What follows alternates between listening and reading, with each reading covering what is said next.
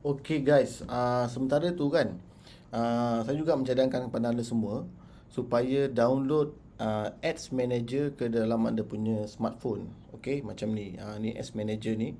Okay, Ads Manager di mana bila anda dah setting anda punya iklan dekat dalam laptop kan. So anda mungkin akan pergi appointment, pergi meeting apa kan. Jadi mungkin tak sempat nak tengok laptop selalu. Jadi saya mencadangkan supaya menggunakan Ads Manager ni bukan apa, untuk anda monitor dia punya performance, untuk anda dah tahu ada leads ke tak.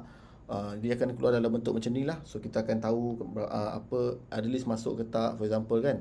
Jadi benda ni semua penting. Contoh katalah kita run kan. So kita pakai kita run, kita rasa ada list masuk lah. Okay, contohnya macam ada list masuk lah, ada 5 list masuk kan. Okay, jadi kita pun tahu, maksudnya iklan kita tengah perform. Jadi kita just pergi ke laptop and download and kita call balik. Okay, dalam phone ni dia tak boleh nak download kita punya apa, kita punya nampak result saja, tapi kita tak dapatkan dia punya contact number tu. Okay, melainkan kalau kita menggunakan web based lah, sebab ini apps kan. Alright, tu tips yang pertama penting. Dan juga sebenarnya penting untuk saya punya cadangan kepada anda semua kan. Sebab kita run ads based on budget satu hari. Jadi kita kena tahu juga bila masa sebenarnya banyak list masuk. Jadi kita boleh monitor tau. Kadang-kadang bila kita run ads, kadang-kadang pagi list masuk banyak, tengah hari kurang sikit. Lepas tu lepas habis kerja, so banyak list masuk. Jadi kita sebenarnya boleh saja bila ads tu dah aktif, so kita boleh tekan on and off kepada kita punya ads tu melalui kita punya phone.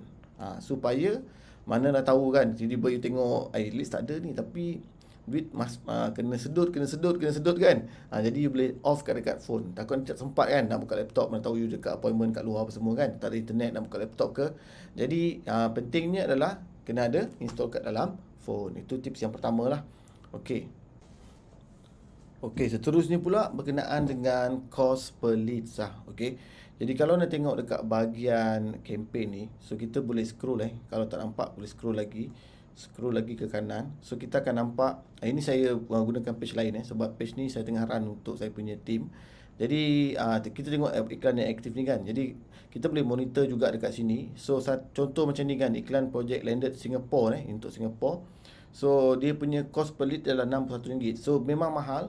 Dia sebenarnya bergantung kepada kita punya target audience ni. Kalau katalah anda mungkin buat main dekat area KL Shah Alam kan, audience dia besar. So population dia kan besar. Jadi of course dia akan bergantung kepada anda punya budget. Lagi ramai audience anda target, number kat belah kanan tu tinggi kan. So maksudnya cost sebenarnya akan lebih mahal. Dan juga kena faham, bila mana main Facebook Ads ni dekat tempat yang banyak Facebook Ads player yang jual rumah, yang iklankan hartanah.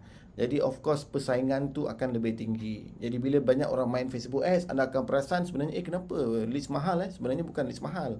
Facebook dia akan hantar iklan anda bergantung kepada anda punya bajet. Dan siapa yang punya bajet yang tinggi, of course dia akan menang bid per hour. Maksudnya contohlah, kiraan dia senang saja. Kalau katalah anda punya bajet RM50 sehari, so kalau anda run 24 jam, contoh saya ambil kalkulator masing-masing, bagi dengan 24 jam, so maksudnya 1 jam anda punya bid adalah RM2.08. Maksudnya RM2.08. Tiba-tiba ada kawan anda dia bajet 100 sehari. 100 sehari bagi dengan 24 bermaksud 1 jam dia bid RM4.16. Maksudnya pada masa puncak, so siapa yang ada bajet yang lebih tinggi, bid per hour dia lagi tinggi, so iklan dia akan lebih banyak ditunjukkan kepada audiens yang minat dengan interest hartanah yang sama yang anda setting. Jadi kena fahamlah konsep ni. Jadi bila anda faham konsep ni, so anda faham sebenarnya bila masa yang sesuai. So that's why bila kita run ads, kita monitor by hour. By hour, pagi, petang, siang, malam, bila mana banyak list masuk. Jadi contohnya saya suka beritahu pada team, on ads you daripada pukul 6 pagi sampai pukul 12.30 malam saja. Daripada 12.30 malam sampai 6 pagi tu off kan. Tapi selepas ads anda aktif lah. Jangan masa processing tu anda off. Nanti Facebook baru nak belajar lagi tentang anda audience macam mana yang anda nak, tiba-tiba anda off, jadi dia tak dapat learning dengan betul. Nanti anda kena buat sekali lagi pula. Okey? Alright, ini tips yang penting juga untuk anda faham.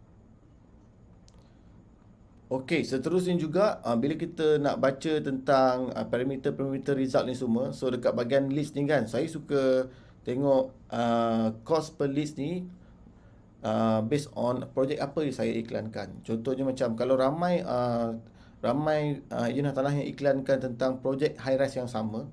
Jadi saya tengok untuk Melaka lah sebenarnya untuk Melaka uh, kalau dia punya cost per list tu masih lagi di bawah RM20, saya consider ads tu masih lagi consider perform. Sebab Melaka punya market, kalau mana projek launching kan, memang sebenarnya banyak orang beriklan dan kos punya mahal. Baik, saya punya cap adalah RM20. Kalau katalah untuk dapatkan satu list tu lebih daripada RM20, saya akan stop, dan apa saya buat adalah saya akan setting semula saya punya ads, ataupun saya duplicate, saya run balik, saya tukar dia punya setting. Okey, kalau boleh bila anda nak tukar edit ni, saya mencadangkan jangan tekan edit ads yang sedia ada. Sebab bila mana dah run ads tu, so Facebook ads tu dah aktif kan, Facebook akan continue hantar kepada setting yang sama. Jadi better kalau anda nak buat iklan baru, sama ada nak buat baru, create baru, ataupun anda tekan duplicate saja and tukar dia punya setting dekat sini. Contoh saya buat contoh for example, kalau katalah ads ni, contoh sekarang ni perform ni. Jadi saya nak tambah bajet saya. Contoh for example. Jadi saya tak payah edit yang ni, jangan kacau. Saya duplicate saja, saya buat baru. Lepas tu saya boleh buat new A/B test. Ataupun saya create new campaign baru based on ads yang sama, duplicate, cuma saya tukar kepada saya akan tukar dekat bahagian, contohnya dekat bahagian poster, ataupun saya tukar dekat saya punya target saja. Macam contohnya mungkin kat sini saya gunakan pin location banyak-banyak ni, interest macam ni. Jadi saya tukar kepada lain. Saya boleh tukar, saya tutup ni semua. Okey, saya tukar baru yang tak sama dengan existing ad yang sama. Jadi mungkin dia boleh tukar tentang, mungkin dia nak target orang-orang high end lah. So cari investment. Okey, finance. Mungkin anda boleh letak stok, orang yang minat tentang saham kan. So anda target group yang sama. Okey, mungkin anda boleh buat juga. Jangan risau. So sebenarnya yang penting adalah kita kena test. Yang bahagian interest ni sebenarnya kita kena test. Supaya selalu kita test, kita nak tahu audiens yang macam mana yang suka dengan kita punya iklan. Ini satu contoh yang saya nak anda semua belajar lah. So kena test and error. Sebab bukan bermaksud bila mana anda run ads ni kan, so confirm akan dapat the right quality leads. You have to test banyak kali. Even saya sendiri pun dah banyak bakar duit dah. Jadi bila saya dapat, katalah bila saya run, saya tengok okay, saya spend macam ni kan, contoh RM35 sehari, tapi saya dapat cost per lead RM17, saya anggap ini perform untuk Melaka. Tapi macam bila saya hantar kat Singapore pula, bagi saya tengah test lagi ni. So RM61 ni bagi saya, kalau dapat 5 lead, 1 lead RM61 bagi saya okey. Sebab kalau Singapore punya buyer untuk beli property kat Malaysia, dia orang kena beli property yang bernilai 1 juta ke atas. Maksudnya commission saya of course besar kan. Jadi bagi saya no issue. Tapi kalau kata you jual rumah murah, you jual yang apa nama tu, low medium to low punya budget, so you kena control kat budget ni juga. Takut nanti sebab ini bermain duit kan. So bila you tengok leads tak perform, nanti orang cakap leads mahal lah kan, tak perform lah. Bukan, sebenarnya bukan. So bila kata ads tak perform, ada dua benda yang you kena tengok. Satu adalah bahagian setting ni, satu lagi kat bahagian poster. Tukar poster, tukar copywriting and run balik. And then baru you akan faham sebenarnya Facebook algorithm ni, dia nak hantar iklan, dia hantar sahaja tau. Kalau poster tak lawa, copywriting tak menarik, tak menangkap, tak grab attention, so orang takkan tekan iklan kita. So faham konsep dia.